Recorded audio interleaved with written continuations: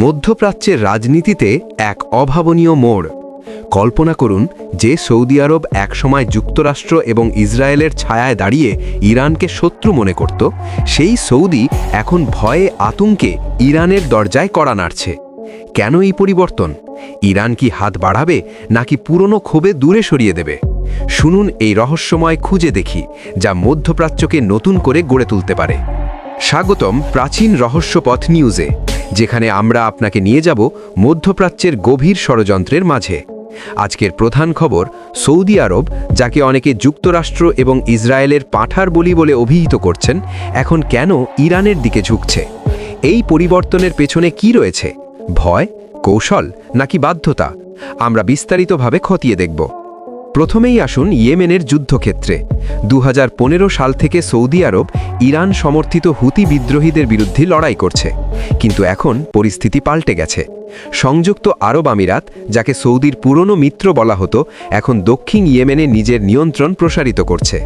Southern transitional কাউন্সিলের মাধ্যমে UAE হাদ্রামাউত এবং অন্যান্য গুরুত্বপূর্ণ অঞ্চল দখল করেছে, যা সৌদির সমর্থিত বাহিনীকে পিছু হটতে বাধ্য করেছে।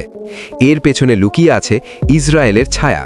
রিপোর্টগুলো বলছে ইউএই এবং ইসরায়েল যৌথভাবে সোকোত্রা দ্বীপপুঞ্জের সামরিক ঘাঁটি গড়ে তুলছে, যা গালফ অফ অ্যাডেনের নিয়ন্ত্রণকে শক্তিশালী করবে। এই ঘাঁটিতে ইসরায়েলি গোয়েন্দা যন্ত্রপাতি এবং সেনা উপস্থিতি বাড়ছে, যা ইরানি হুমকির বিরুদ্ধে কাজ করবে বলে মনে করা হচ্ছে। সৌদি আরব এতে গভীর আশঙ্কায়, কারণ এটি তাদের আধিপত্যকে চ্যালেঞ্জ করছে এবং মক্কা মদিনার সুরক্ষায় তাদের ঐতিহাসিক ভূমিকাকে প্রশ্নবিদ্ধ করতে পারে। এখন প্রশ্ন হলো, যুক্তরাষ্ট্র কোথায়? ওয়াশিংটন, যাকে সৌদির ডান হাত বলা হয়, এই দ্বন্দ্বে খোলাখুলি কোনো পক্ষ নিচ্ছে না। ঐতিহাসিকভাবে সৌদি যুক্তরাষ্ট্রের ঘনিষ্ঠ মিত্র, কিন্তু সাম্প্রতিক বছরগুলিতে যুক্তরাষ্ট্র সৌদি নেতৃত্বাধীন অভিযানে সমর্থন কমিয়েছে।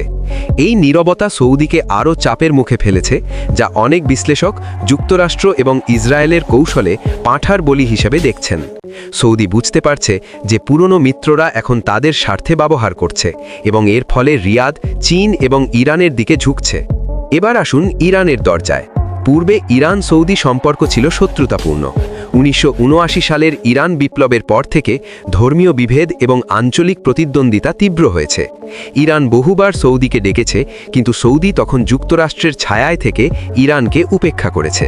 কিন্তু 2023 সালের চীন মধ্যস্থতায় বেইজিং চুক্তির পর পরিস্থিতি পাল্টে গেছে।